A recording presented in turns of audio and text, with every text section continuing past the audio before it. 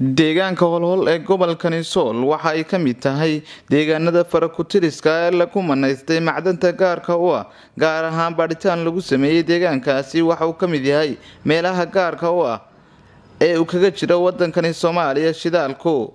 sidoo kale deegaanka Holhol ee gobolka Sool waxa ku yaala buuro dhaadheer kuwaas oo lagu magacaabo shiilamadow iyaguna waxay ka mid yihiin buuraha ee macdanta sida gaarka ugu duugan tahay haddaba mar aan u kuurgalnay xaaladda deegaankaasi gaar ahaan arrimaha asaasiga ah nolosha sida biyaha caafimaadka waxbarashada iyo cuntada gabi ahaanba deegaanka Holhol waa mid aan lahayn adeegyadaasi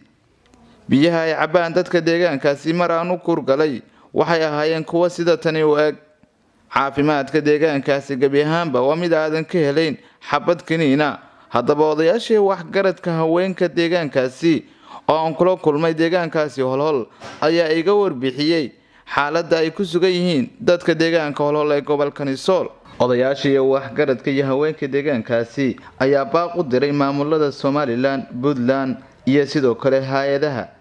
waxayna ka codsadeen in si degdeg ah loo soo gaaro xaalad ka soo bini'aadantinimo salaanka bacdi halkan waxa weeye magaalada Holhol waxaan u sheegaynaa caalamka maamulada iyo dawladaha hay'adaha deeqda bixiya ugu horeyn baahida noogu daran oo aan la liidana waxa weeye biyo la'aan weey waxaan u baahanahay maxaan ku raahdaa biyaha cabno waa kuwa biyo nadiif ma aha inta kuwa nagu filan ma aha xumaadeen waxaan codsanaynaa in loo dalbo riig noo soo saara biyo noo soo saara waxaan ka codsanaynaa maamulada dawladaha maamulka Somaliland Puntland dawladda federaalka hay'adaha caalamka waxa la wixii waxna tari kara in naloo ku soo gurmado biyaha naloo ka soo gurmado xaga biyaha naloo ka soo gurmado waxa karo noo dheer in waagi dhow islaamiga markii lagu soo ururay oo ciidamadu iska hor fadhiisteen in lagu soo qaxay magaalada noo dheer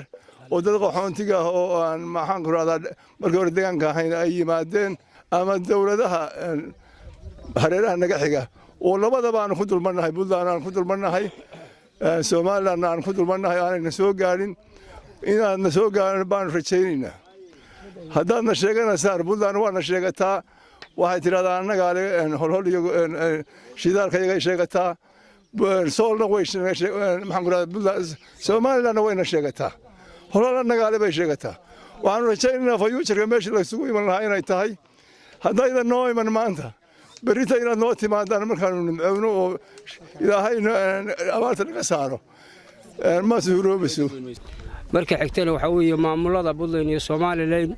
labadaba waan u qayla diraana labadaba wixii day loo qaban karaan baan ka suganaa hore waxba looma qaban iskuul ma lihin malcaamad ma lihin ceelka biisi waa tilayn tusay hadii beed kale yahay di kulli maamuladu waa leelowsan yihiin warina xasuusan doonaanba bilis ma lihin hadii beed kale yahay shaqaale kale ma lihin wax wala oo dawladuhu bixiyaan oo ay tulooyinka siiyaan ama degmooyinka midka siiyaan kama qabno labada maamul anigu magacayga liyaado Salmaan Maxamuud Xaajiseed waxaan ka sheegayaa caalamkan ogeysiinaya meeshan horta waa liyaada Holhol baa liyaada waa tuulo waa la yaqaanaa hadday maamul tahay hadday hay'ad tahay haddii Puntland iyo Somaliland midnaba soo gaadhaan waa meelaha kala noqodka aan ciidba soo gaadhin oo aan la danayn oo waxaa timi dad baa degan danyara dad cayda baa degan waa la iskugu soo ururay ciidamada danayso haddana waxaa loogu liitaa dayaciyo biyalaan iyo hoolaan waxaanu adduunka ogeysiinaynaa meesha haddii la danaynayo dee in hoos loo eego MCH malihin dumarka iyagu halka waxay ugu dhintaan sanad kasta waxay ugu dhintaan dhigbax ama iyadoo la caariyo la sacnad lagu waday jidka naftu kaga sii baxdaa wax arrimo bulsho ah oo MCH oo haddii ay ku royeen healthy bossa oo waxbarasho labada maamulba waxay dhahaa annaga meesha leh haddii aad leedihiin idin ma hayno hadda waxaanu doonaynaa federal u qeyla tagna ilaa dadkeeda ka quusanaya halka waxa shiilamadow macdan baa ku jirta waa la og yahay Somaliland iyo Puntland maalin kasta gaadho faynuusan ba halka naga dhaafa haddii ninkii ويدي كدقينا قارق أفاينوسان أو دينا نقد أفاي أو مقعد قالوا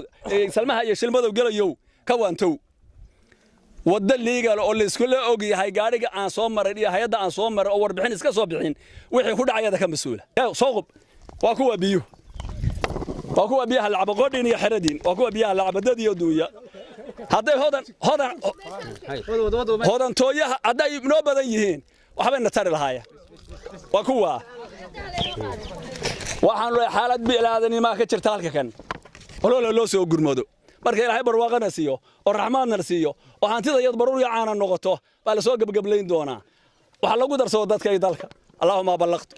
deegaanka Cadabuur ee gobolka Sool waa mid ku yaala wadada u dhaxaysa degmada Xudun iyo sidoo kale degmada Laascaanood odayaasha waxgaradka deegaankaasi oo ku soo maray deegaankaasi ayaa iga warbixiyay xaaladda ay ku sugan yihiin dadka ku dhaqan deegaankaasi Cadabuur. Bismillahir Rahmaanir Rahiim. Halkan waa tuulada la yiraahdo Cadabuur oo ka tirsan deegaanka degmada Xudun gobolka Sool inta markaan ka sii gudbo hay'adda la yiraahdo WSB loo jira 8 kiiloomitir way qortay degmada loo jirta waa qortay Cadabuur ma iman xagga waa noo dhaafto laf weelay qortay hay'adaas waa noo aadaysan tahay markaan degmada Cadabuur aan way noo aadaysan tahay aad bay loogu aadaysan tahay degmadu ma laha wax barasho maamulna nooma keenin hay'adina nooma keenin waxa weeye wax barasho waanu u baahanahay waxaanu u baahanahay muxuu ahaa MCS iyo xarunta caafimaadka waxaanu u baahanahay masaajidka iyo malcaamadda labaduba waa waxa weeyaan waa naga qabiyo baahiyaha noogu sii daran dadka iyo dunyada mid waliba waa badan yihiin abaarina nagama ay bixin haba yaraatay abaar nagama bixin siibana markaanu anagu Cadabuurnahay sanadkii horena hay'adda keer la yiraahdo mooyaane wax anfaco noo keena maanaan arkin sanadkan cusubna de waxba lama hayo waxaan markaa leeyahay oo aad iyo aad u soo dhaweynaya dhammaan hay'adaha waa soo dhaweynaynaa dhulkayagu waa dhul nabadgelyo dhul dhubitaalo maaha balse waanu abaarsanay dhulkayaguna waa dhul nabadgelyo Maxamuud Aadan Askar Maxamuud Guray Soomaali TV deegaanada Holhol iyo sidoo kale Cadabuur